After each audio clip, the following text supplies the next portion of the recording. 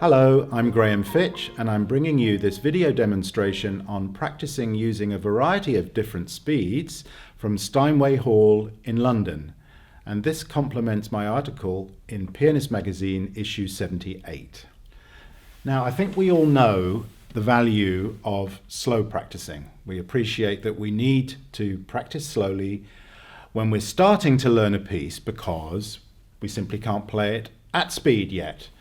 But I wonder how many of you return to your slow practicing even after you have managed to gain some mastery and some control. I think it's one of the most important practice tools that we have. And asking around my colleagues, my illustrious colleagues, it's incredible how many of them swear by this form of practicing. Now, when I ask a student to demonstrate their slow practice speed to me, it's really not very slow at all. It may start off slightly under the tempo and then before we know it, it's come back up to the full speed. So I've developed, well, I can't call it a system, but a way of evaluating a slow speed by dividing it into half and then in half again. So I like half speed for slow practice and even quarter speed if the piece warrants it. Now let me take an example that I believe we have in the magazine, the Boré from the Fifth French Suite of Bach. I'm going to give you an idea of the tempo that you might want to play it at. This is just my idea of the tempo. It could be faster, it could be slower. Let me show you what I would do.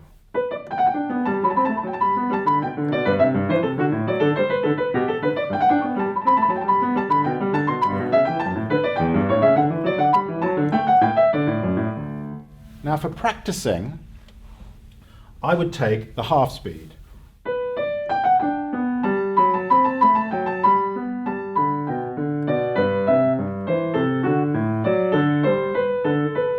And even, I would suggest, quarter speed. Now this does take a bit of discipline.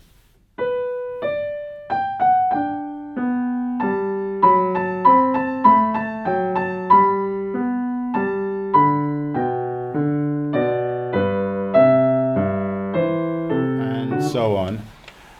You don't have to use a metronome for this. I find metronome use can interfere with proper listening. We end up listening to the metronome too much and we don't really hear what we're doing. And in our efforts to stay with the metronome, we're not really attending to the quality of the sound that we're producing. So if you want to use a metronome, it's absolutely fine. You can do. You can also practice counting out aloud as you play, slightly softly. But the half speed and the quarter speed are excellent for control. Now that means finger control, muscular control.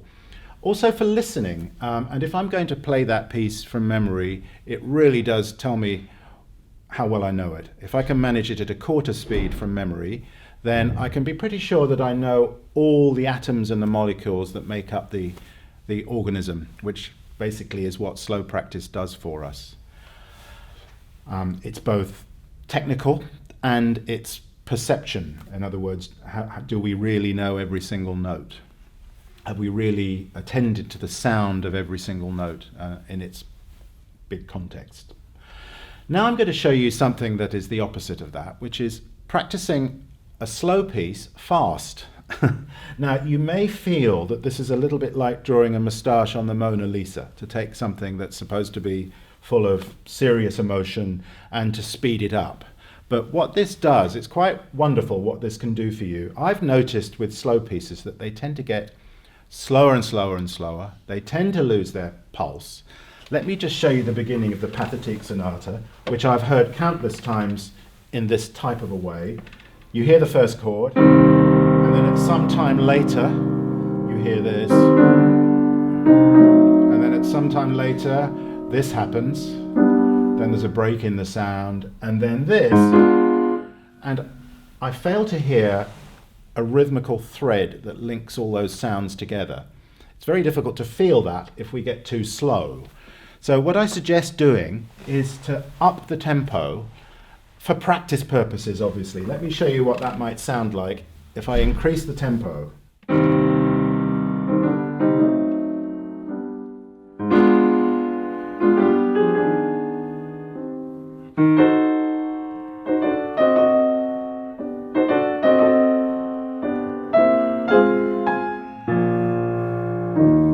you'll notice that I didn't, at that speed, even attempt to play the run at the end of that, because it would probably be too difficult to guarantee getting that accurate at that speed. And you may even find it's hard to do the little grace, not the grace notes, but the rhythmical double dot. And I'm going to show you later in my next demonstration how we can make skeletons of music by leaving out some notes so that we arrive at our main destinations. But let me leave that to the next demonstration. What that does is it shows me exactly how one event relates rhythmically to the next. So 1, 2, 3, 4. 1, 2, 3, 4. 1, 2. And I can count out aloud with myself if I like to, because that shows me how one beat relates to the first beat relates to the second, to the third, to the fourth, and so on. So that when I will come back to my tempo, the more realistic tempo, I'm still feeling now that pulse very clearly. 2.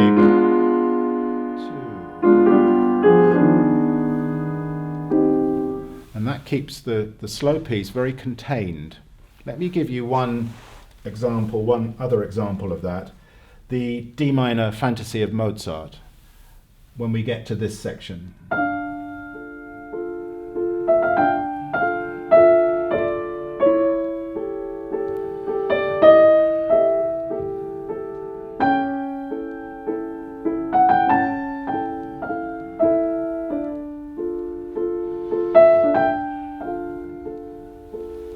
Now, when I play it at that speed, I'm engaged with the tragedy of that, what that represents, the meaning of that music, which is serious, tragic.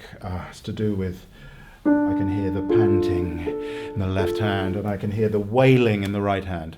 And I'm attending to the quality of my sound, how one hand balances up with the other, and all of those things that we need to do to make that music beautiful.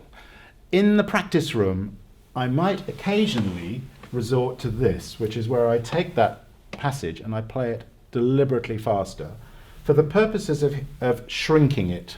Let me show you what I mean.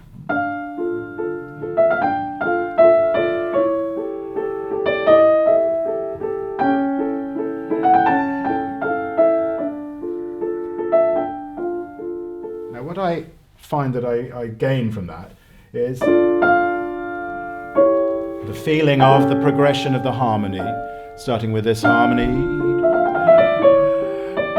and then this harmony, resting on that one. It gives you another dimension to the music that repeated slow playing, playing at the correct speed, wouldn't necessarily give you. And I do recommend it very strongly for slow music. In part 2, I'm going to show you the next stage of that, how we can apply these principles of different speeds to more advanced pieces from the repertoire.